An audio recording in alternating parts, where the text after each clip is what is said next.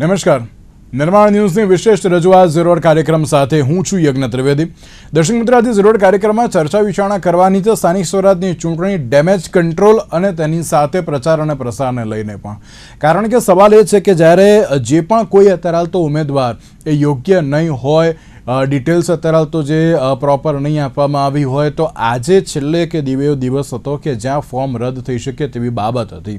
પણ હવે જે રીતે તારીખ પર હવે પૂર્ણ થઈ ગઈ છે, આવતીકાલે ક્યાંક રજા છે અને તેની સાથે જ જે હવે બાકી રહ્યું અને તે માત્ર એક જ છે, એ છે અને પ્રચાર પ્રસાર અને ડેમેજ કંટ્રોલ. જે પ્રમાણે આપણે ગુજરાતની વાત કરવામાં આવે તો ગુજરાતમાં ભાજપ હોય કે કોંગ્રેસ હોય, અત્યારે જે પ્રમાણે ટિકિટનું વિતરણ કરવામાં આવી રહ્યું છે તેને લઈને ઉકળતા ચરુ જેવી પરિસ્થિતિ પણ જોવા મળી રહી છે.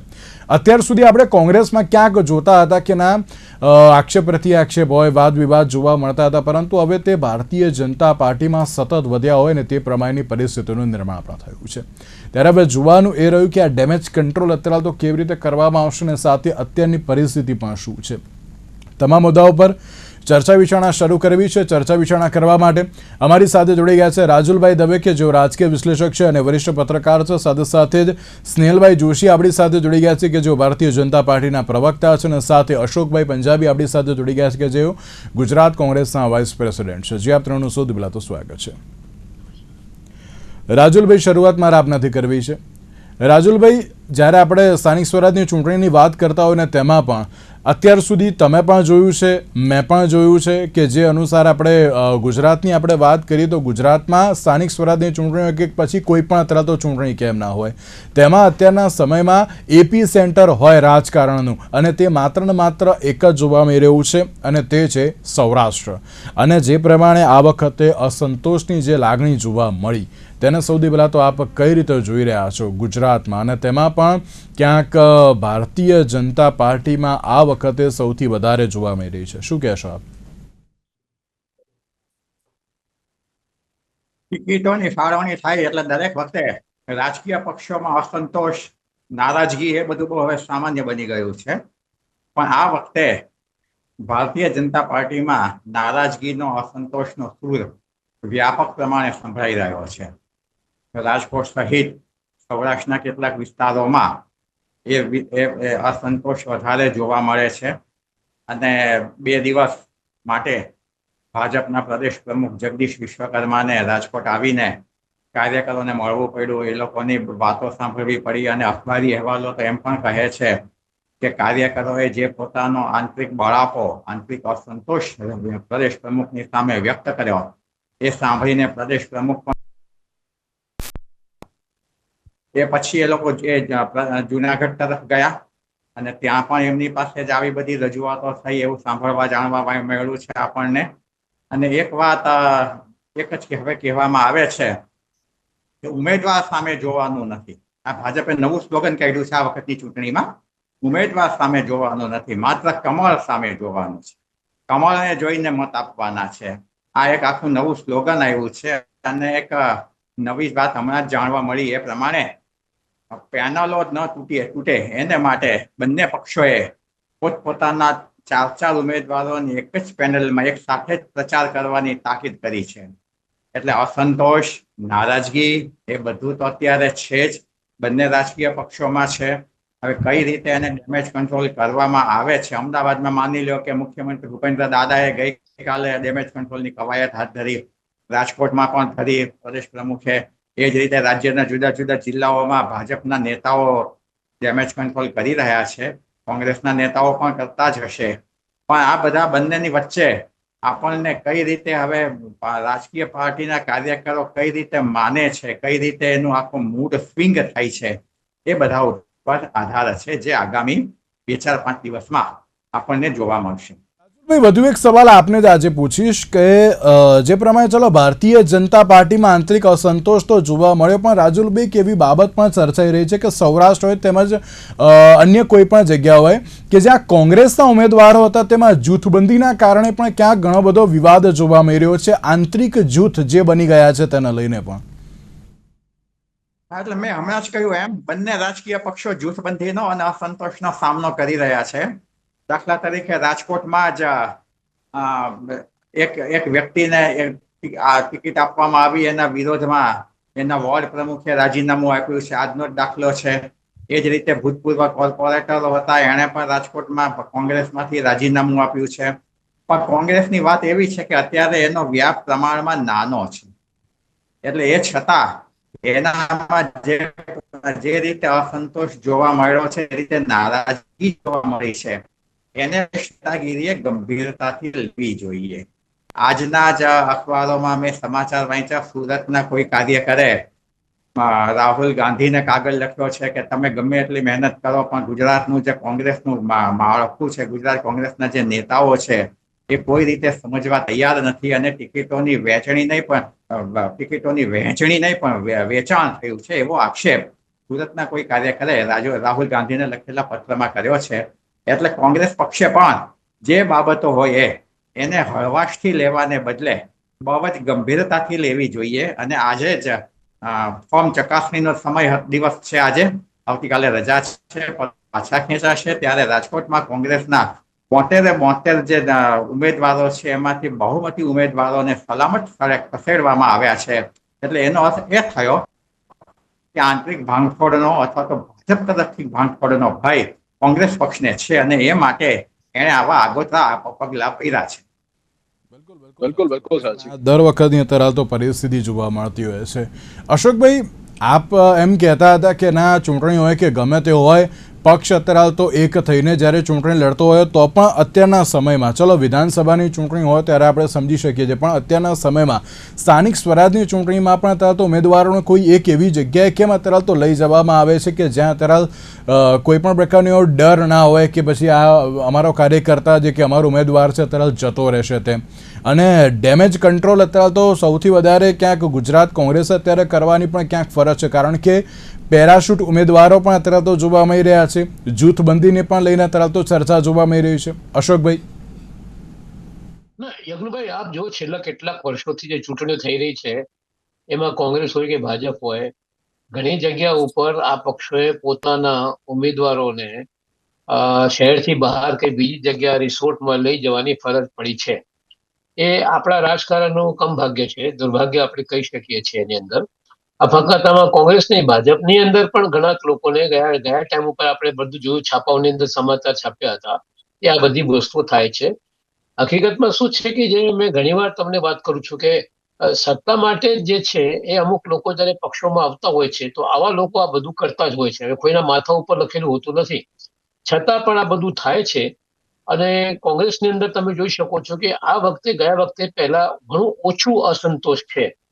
દાખલા તરીકે આપણે વાત કરું કે 7 તાલુકાઓ છે આપણા પંચમહાલ જિલ્લામાં, અને ત્યાં 44 તો નગરપાલિકાની બેઠકો તો ફક્ત ગોધરાની અંદર છે. હવે ત્યાં લગભગ 3-4 દિવસો પોતે રહી આવ્યો. ત્યાં અમુક લોકોને ટિકિટ મળી, અમુક લોકોને નહીં મળી. જેમને નથી મળતી એ લોકો અસંતોષ વ્યક્ત કરતા હોય છે, પણ આ વખતે અસંતોષનો જે માપદંડ છે એ પહેલા કરતા કમ તીવ્ર છે. અત્યારે લગભગ બધા કામે લાગ્યા. આજે છેલ્લો દિવસ હતો, તો આની અંદર આપ જોઈ શકો છો કે આ અસંતોષને ખાળવા માટે આખી સિસ્ટમ પણ કોંગ્રેસ માટે તૈયાર છે. હું પ્રભારી છું, પણ મારા ઉપર પણ દાખલા તરીકે અમિતભાઈ ચાવડા મારા પ્રમુખ છે, તો ગઈકાલે જગ્યાએ જરૂર પડી તો અમિતભાઈ ચાવડા ફોન કર્યો એટલે વાત ત્યાં બની ગઈ. એટલે આ તો દરેક ચૂંટણીમાં થાય છે અને એની અંદર દરેક પક્ષ પોતાની મેળે થી વ્યવસ્થા ગોઠવતા હોય છે. છતાં પણ હું કહી શકું છું કે આ વખતે ગુજરાત કોંગ્રેસે ડેમેજ કંટ્રોલ થોડુંક વધારે કરવું પડશે તેવું લાગી રહ્યું છે ખરી? ના, આમાં વધારે કરવું પડશે, જ્યાં જરૂર પડશે ત્યાં કરશે જ. મોટા ભાગે આપણે કહી શકું કે જિલ્લા પ્રમુખો અને જિલ્લા પ્રમુખોની સાથે સાથે પ્રદેશ સમિતિ તરફથી મૂકેલા જે પ્રભારીઓ છે એ બહુ ઘનિષ્ઠતાથી અને ગંભીરતાથી આ બાબતે ચૂંટણીના ઉમેદવારોને પછીની પરિસ્થિતિ ઉપર ધ્યાન રાખી રહ્યા છે. અને લગભગ 24 કલાક વાર રૂમ અમારું ચાલુ છે ગુજરાત પ્રદેશ કોંગ્રેસ સમિતિનું. કોઈ પણ ગુજરાતમાંથી રિપોર્ટ આવતી હોય ત્યાં પહોંચતી હોય સીધા પ્રમુખ પાસે જાય છે અને પ્રમુખ એનું વિશ્લેષણ કરીને કામની સોંપણી કરી દેતા હોય છે.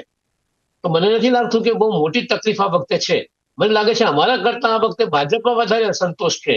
જે પાર્ટીને પાર્ટી વિથ ડિફરન્સીસ કહેવામાં આવતી હતી, શિસ્તવાળી પાર્ટી કહેવામાં આવતી, કમલની વાત કરે, હવે ત્યાં બધું ભૂલાઈ ગયું છે.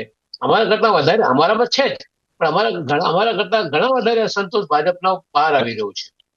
બિલકુલ, એટલે સવાલ એ છે કે જ્યારે ગુજરાત કોંગ્રેસની વાત કરવામાં તો ગુજરાત કોંગ્રેસમાં તો અસંતોષ છે, પણ તેની સાથે ભાજપમાં પણ ક્યાંક અત્યારે આ પ્રકારની પરિસ્થિતિ છે. સ્નેહલભાઈ, શિસ્તબદ્ધ પાર્ટી, કેડર બેઝ પાર્ટીની જ્યારે વાત થતી હોય અને તેમાં પણ આંતરિક અસંતોષની જે લાગણી છે એ અત્યારે તો ક્યાંક ચરમસીમાએ જોવા મળતી હોય, અને જે પ્રમાણે એપી સેન્ટર જે સૌરાષ્ટ્ર છે અત્યારે તો રાજકારણ, એ પછી ભાજપ હોય કે કોંગ્રેસ હોય, દરેક માટે, અને જેમાં જગદીશભાઈ વિશ્વકર્માએ પર્સનલી અત્યારે તો રાજકોટ જવું પડે, ત્યારે ચોક્કસથી લાગે કે ના, આ વખતે આંતરિક અસંતોષ કયા પ્રકારનો જોવા મળી રહ્યો છે. શું કહેશો સૌથી પહેલાં તો?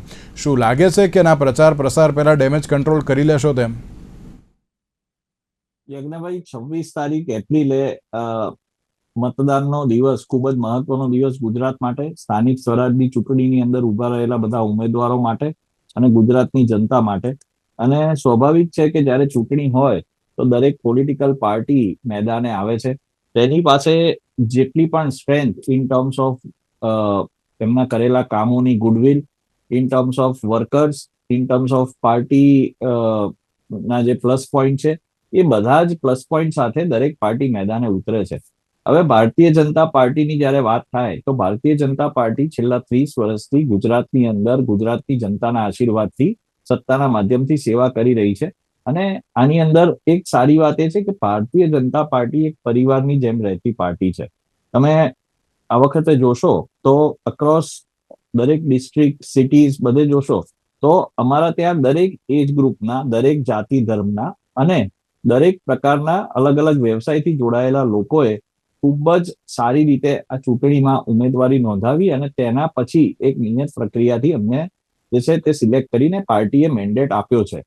સાથે જ્યારે વાત આવે છે અસંતોષની, અને એક આ ટર્મ છે ડેમેજ કંટ્રોલ, એ બહુ અત્યારે પ્રેવેલન્ટ છે. આપણી ડિબેટમાં અત્યારે ઘણી બધી વાર બોલાયો, તો મને લાગે છે કે ડેમેજ કંટ્રોલ કરવા માટે ભારતીય જનતા પાર્ટીને એટલે જરૂર નથી કે જે તમે કહો છો કે રાજકોટમાં અમારા પ્રદેશ અધ્યક્ષશ્રીની વિઝિટ થઈ, પછી ભૂપેન્દ્રભાઈ મારા વિસ્તાર મણિનગરની અંદર જ એમને શપથ લેવડાયા અમદાવાદના દરેકે દરેક ઉમેદવારના. એટલે મને લાગે છે કે આ પાર્ટીની જે દર વખતે થતી પ્રક્રિયાનો એક ભાગ છે, અને આનો ક્યાંય ડેમેજ કંટ્રોલ એટલે નથી, કારણ કે સ્વાભાવિક છે કે જ્યારે પ્રદેશ અધ્યક્ષજી છે, મુખ્યમંત્રી છે, અમારા ગૃહમંત્રી છે, ઉપમુખ્યમંત્રી છે હર્ષભાઈ, એ પણ જ્યાં જ્યાં જાય તો સ્વાભાવિક રીતે એ લોકો મીટિંગ્સ કરતા હોય છે, જૂના નવા કાર્યકરોને મળતા હોય છે. સ્નેહલભાઈ, તમે તે કહો, પણ જગદીશભાઈએ તો અત્યારે જવાનો વારો ના આવ્યો હોત, કારણ કે રાજુલભાઈ વાતથી એગ્રી કરશે. ભારતીય જનતા પાર્ટીમાં અમે તો એની ઉપર ડિબેટ પણ કરી હતી, તેમાં કે જે પ્રમાણે નીતિનભાઈ રામાણી દ્વારા જે મોરચો ખોલી દેવામાં આવ્યો હતો, એ જ દિવસે રાત્રે જ્યારે વિજયભાઈ લોણગરિયાનું નામ જ્યારે જે ડિક્લેર થયું, નેહલભાઈ શુક્લાનું પણ જે રીતે નામ કપાયું હતું, તો એ સમયે ક્યાંક મોરચો ખોલી દીધો હતો એ વખતે જ ભાજપે. ત્યાં પુષ્કરભાઈ પટેલે પણ ક્યાંક ડેમેજ કંટ્રોલ કરવાની જે પૂરેપૂરી તૈયારી કરી હતી, પણ થયું નહીં એટલું બધું, અને એટલા માટે જ ક્યાંક જગદીશભાઈએ જવું પડ્યું, એવું પણ અત્યારે તો બાબત ક્યાંક ચર્ચાઈ રહી છે. ચર્ચા અને એ બધું તો ઇલેક્શન વખતે સ્વાભાવિક છે ચાલવાનું, પણ ભારતીય જનતા પાર્ટીની અંદર એસચ આવું કઈ છે નહીં. સ્વાભાવિક છે કે ક્યાંક અસંતોષ હોય તો એ યોગ્ય રીતે અમારા પ્રદેશ અધ્યક્ષ અને અન્ય આગેવાનોને રજૂ કરવામાં આવે છે કાર્યકર્તા દ્વારા, અને એનું એક નિરાકરણ જે હોય એ કરવામાં આવે છે. પણ સામે આપણે જો જોવા જઈએ તો કોંગ્રેસની સ્થિતિ તો એટલી બધી અત્યારે દારૂણ સ્થિતિ છે કે એ લોકોને ડેમેજ કંટ્રોલ બી કરી શકે એવું નથી. કારણ કે ડેમેજ કંટ્રોલની વાત કરતા તો ડેમેજના પ્રતિશતની જો વાત કરીએ તો છેલ્લા 30 વર્ષથી જનતા એમને મત નથી આપ્યા. એમને જેમ આપણે જોયું કે લોકો કાગળ લખે છે કે એમને દિલ્હીના નેતૃત્વનો કોઈ સપોર્ટ નથી મળતો. અશોકભાઈ જેવા જૂના કાર્યકર્તાઓ છે, એમની રીતે એમને જે બી જગ્યાએ આપ્યું હોય ત્યાં જઈને એમનું જે કામ કરે છે કરે છે, પણ જે ઓવરઓલ જે સિસ્ટમ છે આપ ભાજપની વાત કરો, કોંગ્રેસની વાત હું પછી પણ એમની સાથે કરી લઈશું. પહેલા મારે સ્પષ્ટ રીતે જનતાને પણ કહેવાની મારી ફરજ છે ભારતીય જનતા પાર્ટીના પ્રવક્તાના નાતે, કે સામે કોંગ્રેસની હાલત કેટલી બધી અત્યારે કથળી ગયેલી છે. કારણ કે એ જ દર્શાવે છે કે આ જે છે એ ડેમેજ કંટ્રોલ કરવાના પણ સ્ટેજમાં હવે કોંગ્રેસ પાર્ટી ગુજરાતની રહી નથી. અને ભાજપની વાત આપના કહેવા પ્રમાણે જો કરીએ તો હું ફરીથી આપને સ્પષ્ટ રીતે કહેવા માંગુ છું કે અસંતોષ જે છે તે ક્યાંક ક્યાંક અમુક પ્રતિશતમાં છે. એની અંદર જે રીતે ત્યાંના પ્રભારી છે, અમારા જે નેતૃત્વ છે, અને બધા જ લોકો ખૂબ જ ઝીણવટભરી ધ્યાન રાખીને એને ખાળવાનું જે કામ છે અને એ લોકોને સમજાવવાનું જે કામ છે તે કરી રહ્યા છે. અને સાથે મારે એ પણ કહેવું છે કે આપ જોજો તો કોઈ પણ ગલી મોહલ્લા શહેરમાં અત્યારે ભારતીય જનતા પાર્ટીના પ્રચારના ભાગરૂપે સવારે 8 વાગે, સાંજે 4-5 વાગે ખૂબ જ મોટા પ્રમાણમાં રેલી અને લોકોને ત્યાં જનસંપર્કનું કામ ચાલે છે. અમે જે કામ કર્યા છે ગુજરાતમાં એના વિશે અમારા કાર્યકર્તાઓ, અમારા ઉમેદવારો વાત કરે છે. અને સાથે આપણે ડિબેટ પર એવી એક વાત આવી કે પેનલના ઉમેદવારો જોડે પ્રચાર કરે છે. તો મને લાગે છે કોઈ પણ પાર્ટીના આખી પેનલના ઉમેદવાર જોડે જાય તો એ ખૂબ જ સારી સ્નેહલભાઈ, એક સવાલ આપને એ પણ હું પૂછવા માંગીશ. તમે જે રીતે કહી રહ્યા છો કે ના અત્યારે ડેમેજ કંટ્રોલ થઈ જશે, સ્નેહલભાઈ આ વખતે એવું છે ચૂંટણીમાં કે ના ઘણો ઓછો સમય છે. આમ જોવા જઈએ તો 7 થી 8 જ દિવસનો અત્યારે સમય છે પ્રચાર અને પ્રસાર કરવા માટેનો. પણ આમાં એક એમ કહેવાય ને કે એક બહુ મોટી વાત તો એ છે કે ના ડેમેજ કંટ્રોલ પણ કરવાનો છે. તો શું લાગે છે કે ના ઝડપથી અત્યારે ડેમેજ કંટ્રોલ થઈ જશે અને પ્રચાર અને પ્રસારમાં અત્યારે તો તમામ લોકો લાગી જશે તેમ? હું તો એવું આપના માધ્યમથી ગુજરાતની જનતાને કહેવા માંગુ છું કે ડેમેજ એઝ સચ કશું છે નહીં. પણ આ એક તફાવત છે કે એક હોશિયાર વિદ્યાર્થી અને જે ઓછો હોશિયાર વિદ્યાર્થી હોય, જે નિગ્લેક્ટ કરતો હોય સ્ટડીઝને, એ બંને વચ્ચેનો જે તફાવત છે ભારતીય જનતા પાર્ટી જે છે તે ઓલવેઝ રોજ વાંચનારા વિદ્યાર્થીની જેમ ઓલવેઝ પ્રિપેર થઈને લોકો સાથે રહેતી, લોકો સામે જતી ભારતીય જનતા પાર્ટી છે. એટલે સમય ઓછો હોય કે આનાથી પણ વધારે હોય, અમારા માટે તકલીફ એટલે નથી કે અમારા માટે રોજની પ્રક્રિયા છે કે લોકો વચ્ચે જવું, લોકોના તકલીફો જાણવી, એના સોલ્યુશન્સ જે તે સ્તરે આપવા, અને જો ના થાય તો ઉપરી અમારા જે નેતૃત્વ છે એમને જાણ કરવી અને એક સમન્વય કેળવીને ગુજરાત આપણું કેવી રીતે આગળ વધે ને વિકસિત ભારતમાં.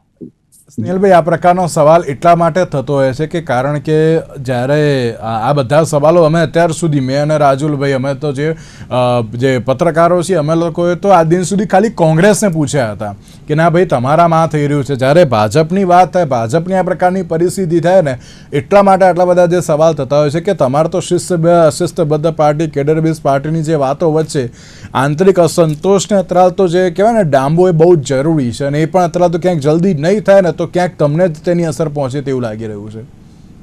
હું ફરીથી આપના માધ્યમથી કહેવા માંગુ છું આપને, આપણા પેનલિસ્ટ ભાઈઓને અને ગુજરાતની જનતાને કે ભારતીય જનતા પાર્ટીની અંદર કોઈ પણ જગ્યાએ એટલો બધો ડેમેજ નથી. અસંતોષ ચોક્કસપણે જ્યારે ઘણા બધા કાર્યકર્તાએ નોમિનેશન નોંધાવ્યું હોય અને એમને ટિકિટ ના મળે તો સ્વાભાવિક છે કે એ થોડા સમય માટે એમને અસંતોષ રહે, એમની પીડા પણ વ્યક્ત કરે અને યોગ્ય રીતે એ લોકો વ્યક્ત કરે છે. પણ સાથે સાથે એ કહું છું કે આ બધાથી ભારતીય જનતા પાર્ટીએ લોકોના કરેલા કામો, ભારતીય જનતા પાર્ટીનો પ્રચાર પ્રસાર, ભારતીય જનતા પાર્ટીની લોકોની વચ્ચે જઈને જે કામ કરવાની વૃત્તિ, ભારતીય જનતા પાર્ટીનું નેતૃત્વ, ભારતીય જનતા પાર્ટીના જે ઉમેદવારો છે એ લોકોની પ્રામાણિકતા અને ભારતીય જનતા પાર્ટીના કાર્યકર્તાઓનો જોશ, ઉત્સાહ અને ઉમંગ સહેજ પણ ઓછો નથી થયો. અને મને લાગે છે કે આને જ ભારતીય જનતા પાર્ટીના આ ઉત્સાહ, ઉમંગ અને નેતૃત્વને અને આદરણીય નરેન્દ્ર મોદીજીના નેતૃત્વની અંદર જ્યારે અમે અહીંયા ગુજરાતની અંદર આ ચૂંટણી લડવા જઈ રહ્યા છે ત્યારે જગદીશ વિશ્વકર્માજી અને આપણા મુખ્યમંત્રી અને હર્ષભાઈ સંઘવીજી, આ બધા જ નેતાઓ જ્યારે સાથે મળી અને જનતાની સામે જાય છે તો ચોક્કસ જનતા અમને આશીર્વાદ આપશે અને અમને આ વખતે પણ સેવા કરવાનો મોકો આપશે સત્તાના માધ્યમથી. 30 સેકન્ડ, એક છેલ્લો સવાલ મારે પછી અશોકભાઈ ને રાજુલભાઈને બંનેને મારે સવાલ કરવા છે. ખાલી 30 સેકન્ડમાં જવાબ આપજો.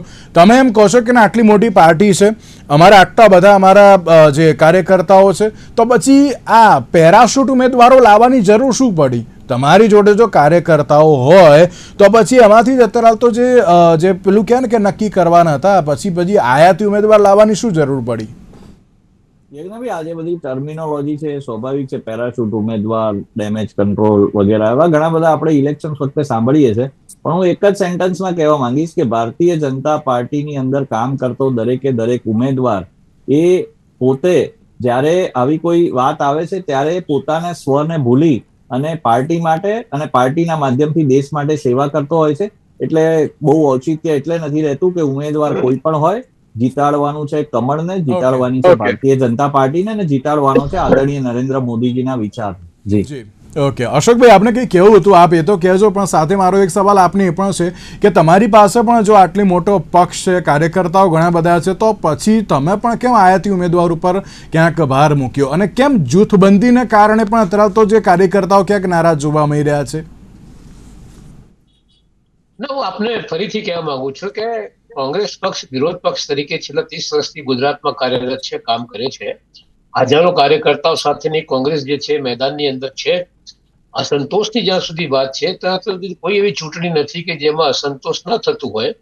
અમુક લોકો એમ માનતા હોય કે મને મળશે, અમુક માનતા હોય કે મને મળશે, પણ પક્ષ જે છે ઉમેદવારની યોગ્યતા બધું તપાસીને બિનિંગ કે આ છે બધું તપાસીને પછી ટિકિટ આપતા હોય છે.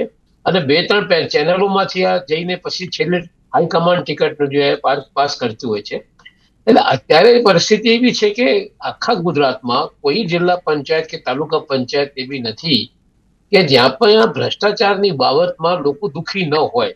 આજે કોંગ્રેસનો જે સૌથી મોટો જે સૂત્ર છે અથવા તો જે કેમ્પેન છે એનું કેન્દ્ર બિંદુ છે કે જિલ્લા પંચાયતોમાં, તાલુકા પંચાયતોમાં, અમદાવાદની વાત તમે જાઓ તો અમદાવાદ નગરપાલિકા તો ભ્રષ્ટાચારમાં ડૂબેલી છે જ. ઓકે, એવા લોકોને બરાબર છે, એ તમારો મુદ્દો બરાબર છે, પણ મારે એક સવાલનો જવાબ હજુ પણ આપે ના આપ્યો કે આંતરિક જૂથબંધીને લઈને ઘણા બધા સવાલ થાય છે. અશોકભાઈ, આપ તેને લઈને પણ છેલ્લે શું કહેશો? હું તમને કહું કે અસંતોષ તો હોય છે જ. જૂથબંધી નથી અમારા પક્ષમાં. 30 વર્ષથી ઓપોઝિટ તરીકે અમે કામ કરી રહ્યા છીએ, કામ કરતા રહેશું. અને આ બધી વસ્તુની અંદર પરિસ્થિતિ એવી છે કે અસંતોષ હોય. અને તમને લાગે છે કે આ 7-8 દિવસમાં જે પ્રચાર પ્રસાર કરવાનો છે તેની પહેલા ડેમેજ કંટ્રોલ કરી લેશો તેમ? લગભગ 90% તો અમે સફળ થઈ જવાના છે. જે જગ્યા હું છું, આજે જ મારી વાત થઈ હતી અમારા પ્રમુખ શ્રી અમિતભાઈ ચાવડા સાહેબને, એનું માર્ગદર્શન મેં લીધું. આવતીકાલે ત્યાં જવાનો છું. એટલે અમિતભાઈ આખા ગુજરાતની અંદર ત્યાંના જે પ્રભારીઓ છે, જિલ્લા પ્રમુખો છે, સતત માર્ગદર્શન આપી રહ્યા છે અને બહુ હદે તો ખાડી દીધું છે, પણ અમુક તો રહેવાનું છે. ઓકે રાજુલભાઈ, 2-3 સવાલ છે આપણા માટે. એક સૌથી પહેલો સવાલ એ મુખ્ય કે એક અસંતોષ જે જોવા મળ્યો તો લાગે છે ટૂંકા સમયમાં અસંતોષ અત્યારે તો એટલે જે ડેમેજ કંટ્રોલ થઈ જશે?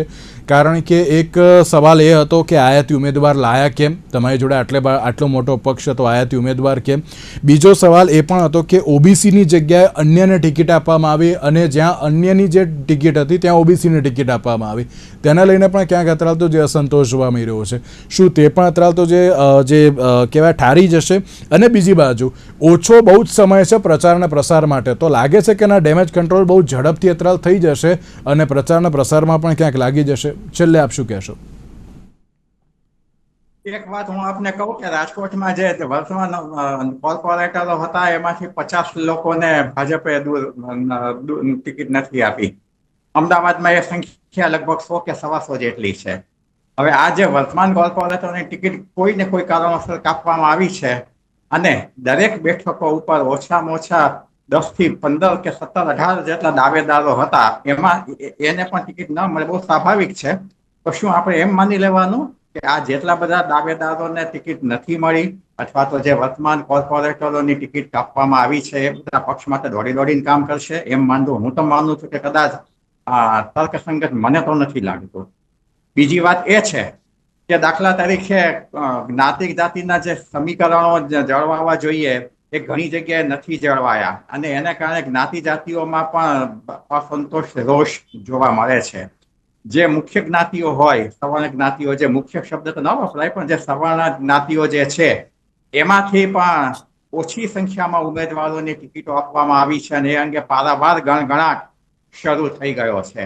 આવા ઘણા બધા પ્રશ્નો છે અને એક કોર્પોરેટર કે જેમને ગઈ વખતે કોર્પોરેટર હતા રાજકોટમાં ગઈ ટર્મમાં અને આ વખતે પડતા મૂકવામાં આવ્યા, એને તો જગદીશ વિશ્વકર્માને એમ કહ્યું કે મને એટલું જ સમજાવો કે કયા કારણે મારી ટિકિટ કાપવામાં આવી છે. અને એ મને રાજકોટના પ્રમુખ એનો મને જવાબ આપે. આવી તો પારાવાર રજૂઆતો જગદીશ વિશ્વકર્મા સમક્ષ થઈ છે.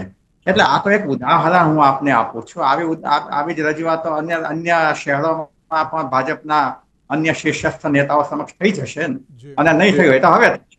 પણ પ્રશ્ન એ છે કે જ્યારે બહુ જ ઓછો સમય છે, 8 દિવસ જ માંડ બાકી રહ્યા છે અને બીજી વાત એ છે કે કાળઝાળ ગરમી ગુજરાતમાં શરૂ થઈ છે.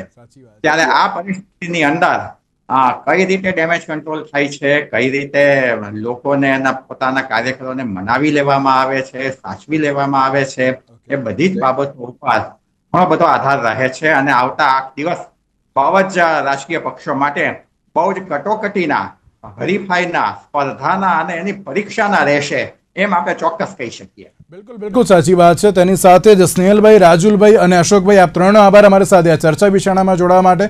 તો દર્શક મિત્રો, ડેમેજ કંટ્રોલ પણ કરવાનું છે, પ્રચાર પ્રસાર પણ કરવાનો છે. તો હવે જોવાનું એ રહ્યું કે રાજકીય પક્ષો કેટલું ઝડપથી અત્યારે ડેમેજ કંટ્રોલ કરીને પ્રચાર અને પ્રસારમાં આગળ વધે છે. આજના વિશેષ કાર્યક્રમ મને આપશો.